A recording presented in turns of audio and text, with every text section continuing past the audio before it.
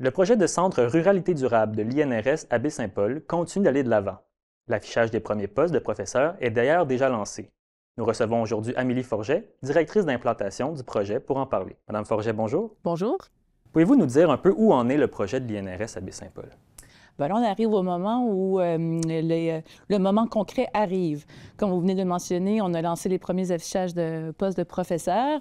Il va en avoir d'autres aussi en début 2026. Et je vais aussi lancer les recrutements pour l'équipe administrative qui va pouvoir soutenir les professeurs et les étudiants aussi qui vont se joindre au centre.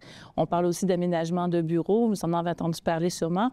Donc là, on arrive au moment où les vraies choses se passent et où l'avenir du centre, la trajectoire va être lancée avec l'équipe qui va être recrutée. Donc, comme directrice d'implantation, c'est un moment qui est très excitant. Comme vous dites, on arrive vraiment dans le concret du projet. À qui ça s'adresse, ces postes-là de professeurs? Est-ce que c'est une portée à l'international ou au niveau national plus? Bien, il y a plusieurs réponses, les éléments de réponse pour expliquer qu'est-ce que ça mange en hiver, un prof d'université. Donc, d'abord, on a le mandat de recherche de l'INRS. C'est un mandat de recherche national. Donc, on doit couvrir, nous, le mandat de l'INRS, c'est de contribuer au développement social, économique et culturel du Québec. Donc, le mandat, il est provincial, mais on a aussi un ancrage territorial local dans Baie-Saint-Paul. Donc, on a un rôle aussi à jouer en tant qu'institution d'enseignement supérieur dans la région. Et c'est ce qui va être attendu des professeurs.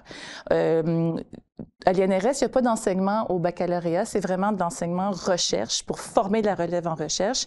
Et donc, c'est sûr qu'il y a des critères d'excellence qui touchent l'international. Donc, on veut des professeurs qui vont publier, qui vont produire de la recherche reconnue à travers le monde, mais en s'intéressant spécifiquement aux enjeux ruraux du Québec. Et ça, je tiens à le mentionner. C'est toute l'identité du Centre Ruralité durable qui tourne autour de cette notion d'enjeux ruraux. Et mes professeurs vont aussi être appelés à offrir un service aux collectivités dans leur temps. C'est pas seulement de faire de la recherche de laboratoire dans leur laboratoire tout seul. Au contraire, on veut être un centre à échelle humaine et ancré dans les collectivités, ce qui veut dire de travailler aussi pour les collectivités rurales. Donc, sur le principe, monsieur, madame, tout le monde, les organismes communautaires, des entreprises, des MRC de Charlevoix, mais ailleurs du Québec aussi, pourraient nous contacter pour nous demander du soutien scientifique pour une question ou une autre. Et ce service aux collectivités, pour moi, est très important pour avoir cet ancrage là, dans les communautés rurales du Québec. Vous le dites bien, il va y avoir un ancrage au sein de la communauté, mais de faire venir des professeurs, chercheurs comme ça, puis d'avoir un institut de recherche en Baie-Saint-Paul, ça va avoir un certain rayonnement, j'imagine, au niveau national aussi. Certainement. Ce qu'il faut comprendre de l'économie universitaire, c'est que oui, on veut attirer des professeurs et des étudiants dans la région, mais c'est aussi tout ce qui va tourner autour. Donc, c'est un peu là, le centre de gravité de la recherche rurale. Il y a déjà de la recherche qui se fait ailleurs au Québec, bien sûr, mais ce qu'on aimerait, c'est devenir un point de convergence un peu pour porter ces enjeux-là. Vraiment, je répète beaucoup le mot rural, mais c'est important de le mentionner parce que les enjeux ruraux et le discours et le rural dans l'espace public a quand même perdu de son poids politique et économique là, au Québec dans les dernières années. Donc, je répète beaucoup le terme rural parce que c'est vraiment important de ramener cette attention-là sur les enjeux ruraux du Québec. Et c'est un peu cette plaque tournante là, que j'aimerais que le Centre Ruralité durable joue, là, ce rôle de plaque tournante pour le Québec. Et donc, oui, il y a les profs et les étudiants, mais toutes les activités de recherche qui vont se passer autour, des personnes qui vont venir nous voir, des événements. Donc, il y a toutes sortes de formes que peuvent prendre cette implication-là au niveau de Baie-Saint-Paul, mais aussi de la région de Charlevoix. Il y a un adage que j'aime utiliser qui dit que les chercheurs attirent des chercheurs. Donc, si on peut profiter de cette espèce de momentum qu'on sent quand même dans la région avec l'espace Hubert-Rive qui a été financé par le fédéral. Donc, il se passe des choses quand même en termes de recherche et de développement et on est très heureux d'y participer et de le faire sur le long terme. Parce que je profite de l'occasion pour rappeler que c'est comme un département universitaire qu'on ouvre. Donc, c'est vraiment dans une perspective à très long terme qu'on s'installe ici. Bon, vous le dites, il y a un certain momentum dans la région qu'on sent, mais qui dit aussi ruralité dit parfois difficulté à l'embauche et à trouver de la main-d'œuvre. Êtes-vous confiante de réussir à attirer ces professeurs-là en milieu rural?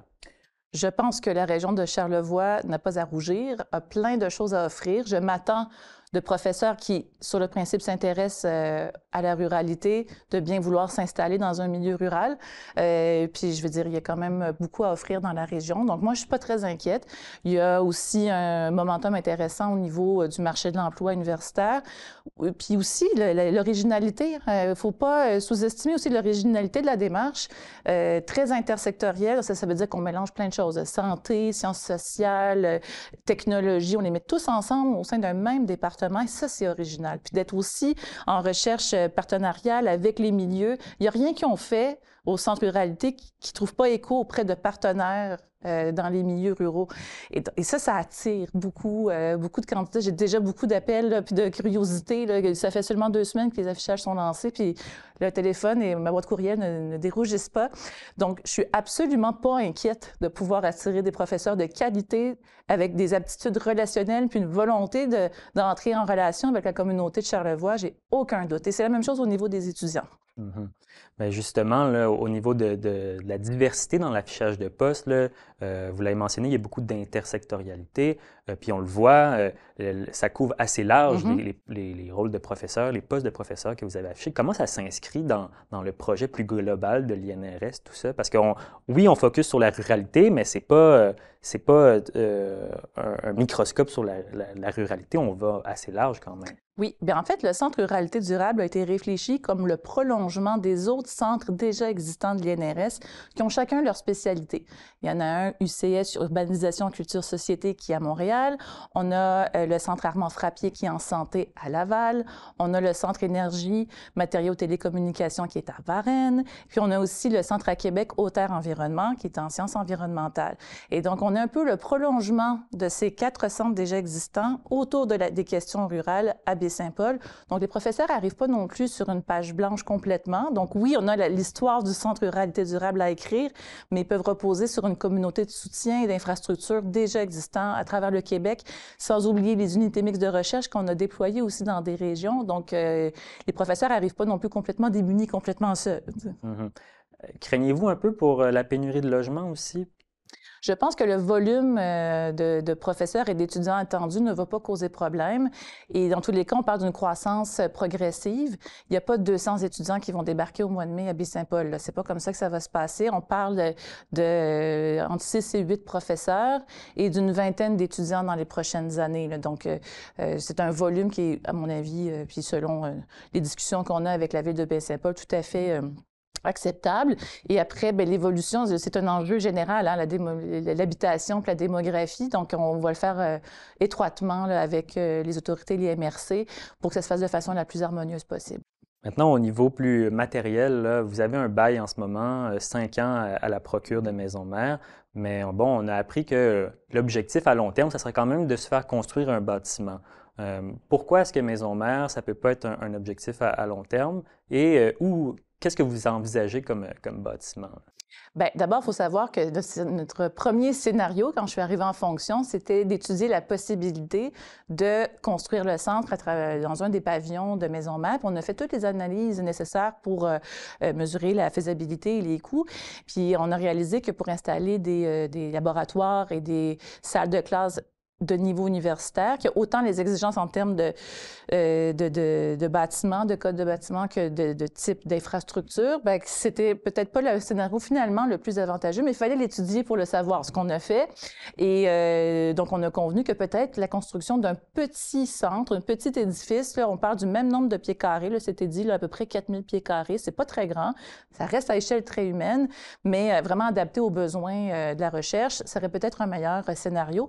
Puis ça veut pas dire qu'après 5 ans, on ne restera pas à Maisons-Mères. On a envie d'être proche des gens. La Maisons-Mères, c'est le lieu idéal pour se lier avec la communauté, le milieu communautaire, les citoyens. Donc, c'est sûr qu'on s'installe là, garanti pour 5 ans, mais ça ne veut pas dire qu'on va quitter dans 5 ans non plus. Mm-hmm. Puis on l'entend dans ce que vous dites aussi, il y a une grande volonté de ce qu'on entend à vouloir rester près de la communauté, à s'intégrer dans la communauté aussi. Absolument. Donc, par notre service, nos services de recherche qu'on veut offrir, le temps des chercheurs qui pourraient donner aux citoyens, mais on a aussi plein d'idées de développement là, dans les activités scientifiques du centre qui serviraient à la communauté. Puis, il y a toute la question de la gouvernance. Pour vous faire une petite histoire, chaque centre INRS a un comité de liaison national, donc au niveau du Québec, avec des grands représentants de grands organismes et tout ça. Puis là, moi, j'essaie d'innover. Donc, vous allez le voir dans les prochaines semaines avec un comité de gouvernance locale, ce que n'ont pas les autres centres INRS, pour vraiment me concentrer sur Charlevoix, puis inviter la communauté de Charlevoix à discuter sur une base consultative, mais quand même en faisant partie de notre gouvernance pour nous aider à déterminer les priorités de recherche, les intérêts et développer des partenariats aussi puis des collaborations vraiment au niveau local. Donc, c'est quelque chose que j'ai à cœur puis qu'on va lancer dans les prochaines semaines. Puis on pourrait peut-être même pousser plus loin éventuellement avec un comité citoyen où là, c'est monsieur, madame, tout le monde qui pourrait venir partager avec nous ce qui les intéresse en matière de sciences puis en matière de questions là, dans leur quotidien spécifique au milieu rural. Il n'est pas exclu non plus qu'on ait cette conversation là, même avec des citoyens qui ne représentent pas d'organismes, mais qui viennent sur une base personnelle pour venir discuter de sciences avec nous. Donc, toujours dans une volonté de garder une oreille attentive à la voix de la population. Bien sûr. Et je suis résidente de Charlevoix aussi. Mes enfants vont à l'école ici. J'utilise les services ici. Donc, la dimension d'acteur local est très importante pour moi. Et c'est dans les missions des institutions universitaires de contribuer aussi à leur milieu. Et je l'ai personnellement très à cœur. Madame Forget, merci beaucoup. C'est moi qui vous remercie. Et à la prochaine. À la prochaine.